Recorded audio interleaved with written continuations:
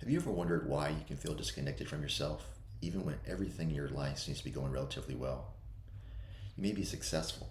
You may be in a loving relationship. You may have a family, a career, a home, and responsibilities you've handled for years, and yet something may still feel missing. Maybe you know what you should do, but you're not always sure what you actually want. Maybe you understand your emotions intellectually, but still feel strangely disconnected from them. Maybe you spend most of your day thinking, planning, solving, and managing, but rarely feel fully present in your own life. And perhaps you even begun to wonder, what's wrong with me? Why can't I relax? Why don't I feel more connected to my partner? Why don't I know what I want? Why does intimacy feel difficult? Why do I feel numb or distant or like I'm simply going through the motions? But what if the problem isn't that something is wrong with you? What if your disconnection makes sense? In my last video, I introduced the idea of embodiment, the practice of reconnecting with your body so your thoughts, emotions, nervous system, and actions can begin working together. But this raises an important question. If being connected to ourselves is so natural, why do so many of us feel disconnected in the first place? I know firsthand what it feels like to become disconnected from yourself. During my military career, I learned to put the needs of others and the needs of the mission ahead of my own. In many ways, that's exactly what the job required of me. There was always something that needed to be done, a responsibility that needed my attention, someone dependent upon me, a mission that came first. And over time, I became very good at putting aside what I was feeling, what I needed, and many times what I wanted. I didn't wake up one morning and decide to disconnect from myself. It happened gradually. And in many ways, the qualities that allowed me to succeed, being responsible, dependable, focused, and able to keep going, were some of the same qualities that made it easier for me to stop listening to myself. I became very good at functioning, but functioning and feeling connected to yourself are not always the same thing. And you don't have to have served in the military to understand this. Maybe for you it was raising children, building a career, caring for aging parents, managing a household, supporting a partner, handling emergencies, and being the person everyone else counts on. Whatever the circumstances, many of us learn the same lesson. Keep going. Take care of what needs to be done. Put your own needs aside. Deal with yourself later. We learn to keep going when we're tired. We learn to think about what everyone else needs before asking ourselves what we need. And when difficult emotions come up, we may learn to push them aside. There are things to do, people who need us, problems that need solving. Life has to keep moving. And in many ways, we become very good at life. Capable, reliable, strong. We learn how to function. But eventually, someone may ask us a simple question. What do you want? And we realize we don't know. Not because we don't have desires, not because something is wrong with us, but because we spent so long listening to everyone and everything outside of ourselves that we've become unfamiliar with the voice inside. Many of us don't consciously choose to become disconnected from ourselves. We learn it. We learn to keep going when we're tired. We learn to ignore what we need. We learn to prioritize our responsibilities. We learn to take care of everyone else. We learn to push difficult emotions aside so we can function. And sometimes we learn that certain parts of ourselves are simply too difficult, too inconvenient, too painful, or too unsafe to feel. So we move away from them. We move into our thoughts, our work, our responsibilities, our routines, our distractions, our roles. We become the parent, the partner, the professional, the caretaker, the problem solver, the person everyone else counts on. And over time, we may become very good at living from our minds while becoming less familiar with the experience of living from our bodies. This is where your nervous system becomes important. Your nervous system is constantly gathering information about your environment and your experience. It is in part asking, is it safe enough for me to feel what I'm feeling right now? When life becomes overwhelming, when stress continues for too long, when emotions feel too intense, when we don't feel safe enough to express ourselves, or when we learn that our needs will not be met, our nervous system may begin prioritizing protection over connection. We may become more focused on getting through the day than notice what is happening inside us.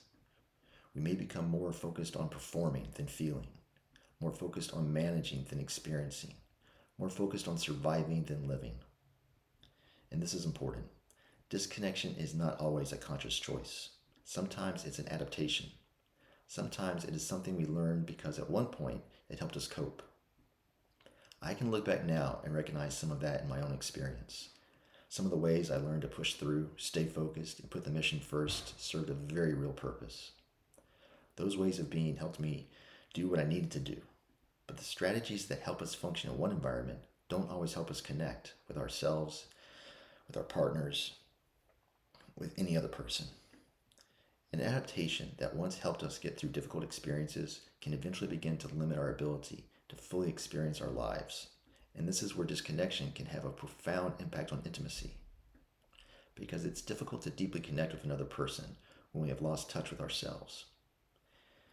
If I don't know what I feel, it becomes harder to communicate what I need. If I don't feel connected to my body, it becomes harder to experience pleasure, desire, and physical intimacy. If I have learned to ignore my own boundaries, I may struggle to recognize them. If I am constantly living in my thoughts, I may be physically present with my partner while emotionally somewhere else. And sometimes, two people can be sitting next to each other, sharing a home, responsibilities, a life, but both feeling profoundly alone. They may talk about schedules, finances, the children, aging parents, what's for dinner, or what to do on the weekend. Everything that needs to be done, but somewhere along the way, they may have stopped deeply experiencing each other. The relationship may still function, the house may still function, the family may still function, but the deeper connection, the curiosity, vulnerability, sense of being truly seen, may have gradually begun to disappear. And sometimes physical intimacy becomes less frequent or disappears entirely. And when it does happen, it may feel routine, disconnected. Something that is happening to the body rather than something deeply experienced through the body. I want you to hear this. Your disconnection may make sense. You're not failing at relationships. You're not failing at intimacy. You're not failing because you don't always know what you want. And you're not failing because you learned to disconnect from parts of yourself. There may have been very good reasons why you learned to do that. Maybe disconnection helped you get through a difficult period. Maybe it helped you be the person others needed you to be. Maybe it helped you avoid emotions that felt overwhelming. Maybe it helped you belong. Maybe it helped you feel safe. But the question is that strategy still serving you? Because the strategies that help us get through one season of life are not always the strategies that help us fully experience the next one. And this is one of the reasons this work has become so important to me. As a sex and relationship coach, I help people understand the patterns that have pulled them away from themselves and begin creating a deeper relationship with their bodies, their emotions, their nervous systems, and the people they love. Because reconnecting with yourself is not something you have to figure out alone. The good news is this. If disconnection is something we learned, connection is something we can begin to learn again. The path back is not about forcing yourself to feel more. It's not about analyzing yourself endlessly. And it's not about becoming someone different. It begins with learning to notice what is already happening inside you. Your breath, your body, your emotions and sensations, your desires, your boundaries, and your nervous system. And little by little, learning to listen. Because your body has been communicating with you all along. The tightness in your shoulders, the tension in your jaw, the heaviness in your chest, the feeling in your stomach, the exhaustion you keep pushing through, the desire you keep ignoring, the boundary you keep crossing, the feeling that something is not quite right, even when you cannot yet explain why. These experiences are not necessarily problems to eliminate. They may be information. They may be invitations to reconnect. The journey toward deeper intimacy often begins before we ever reach another person. It begins with ourselves. Can you notice what you're feeling? Recognize what you need. Hear what your body is saying. Can you remain present with your own experience? Can you begin to trust yourself again? Because when we become more connected to ourselves, we have more of ourselves available to bring into the relationship. More presence, more honesty, desire and choice, vulnerability, more capacity for connection. You may not have lost yourself. You may have simply become very good at living without listening to yourself. And the path back begins with listening. Learning to listen to myself has been and continues to be part of my own journey as well. And that again is one of the reasons I believe so deeply in this work. Not because there is some perfect state of connection that we each want to reach, but because we can become better at noticing when we've moved away from ourselves and learn how to find our way back. In the next videos, we'll begin exploring what makes connection difficult, how the nervous system influences our ability to connect, how we can begin creating a deeper relationship with our bodies and other people we love. Because a more connected life and a more fulfilling intimate life may not be out of reach.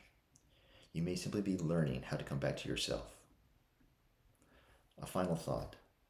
The relationship you have with yourself shapes the relationship you have with everyone you love. And the journey toward deeper connection begins with you.